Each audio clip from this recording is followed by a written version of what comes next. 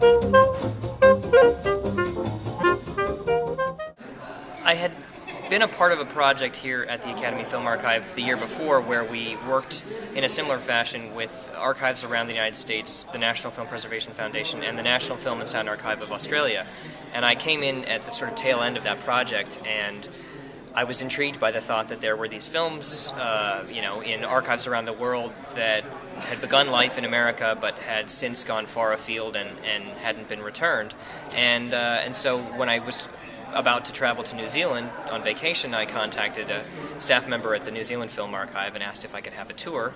And when I got to Wellington, he gave me a tour, and I sort of asked him, do you have any American films in your collection, and if so, would you be interested in participating in a collaborative preservation project? And they said, oh, of course we have American films in our collection, we have many, and we can give you a list of them, and we'd love to participate in such a project. So we, when I got back to the United States, that we collaborated on they sent us a list, and we sort of got a whole bunch of people together to look at that list and determine what was really interesting and important.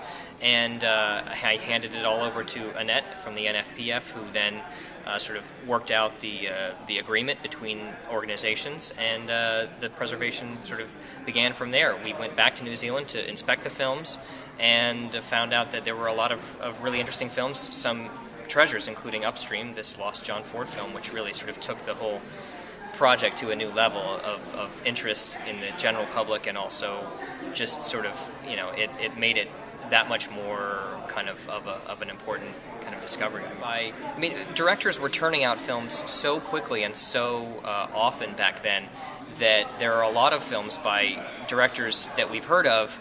They're just not their most well-known films, and many of them are either only found in fragmented form or in 16mm form or incomplete, or they're not known at all. And these copies that we found in New Zealand are the only copies that are known.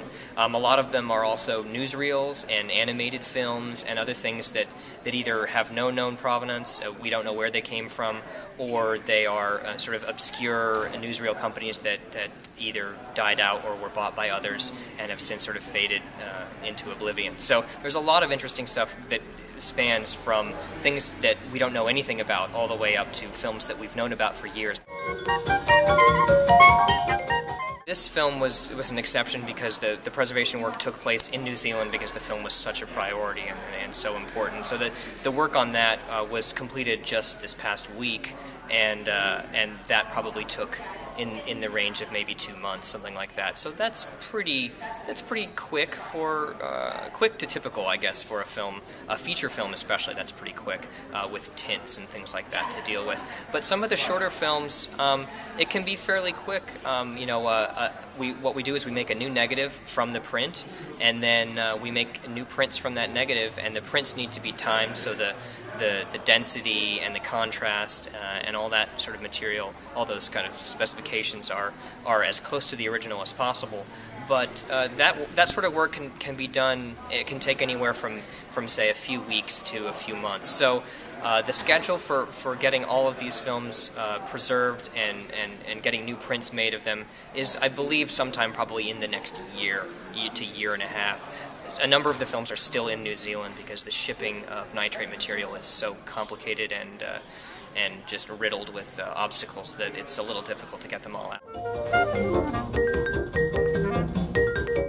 I mean, there have been a number of important discoveries, the Metropolis footage in Buenos Aires a year or two ago, and this John Ford film more recently, and I think with each one the knowledge becomes more widespread that there are these little treasures hidden out there, and it just takes either a matter of looking, or it takes a matter of funding.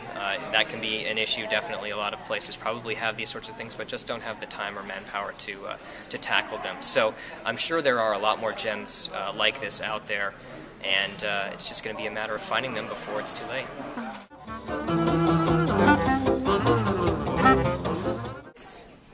I mean, I can't describe the excitement of this project. Like, when in my career am I going to have the chance to work on another newly discovered film at all, let alone a John Ford film? I mean, it's ridiculously excited. So far, there are only the two Fox bits, the fragment of the trailer of Strong Boy, and this Ford film Upstream. But I'm hopeful that there will be other discoveries, if not in this collection, elsewhere. There are so many films that are lost, you know. So anytime we get the opportunity to find one, it's thrilling. There's a very famous film called Four Devils, which was a film that was made by F.W. Murnau at Fox right after he'd made Sunrise, which was a great masterpiece. Four Devils has been lost for years and years. That would be, to me, the ultimate, you know, sort of experience. We have all of this, all of the scripts and photographs, and it looks like an incredible film. I can imagine what that would be like. This year is the 75th anniversary of the studio, so the focus this year is on screening films from throughout the 75-year history of 20th Century Fox. So the films aren't from the silent era particularly. But that's this year's focus, so Wild River and The Sound of Music and French Connection and so on.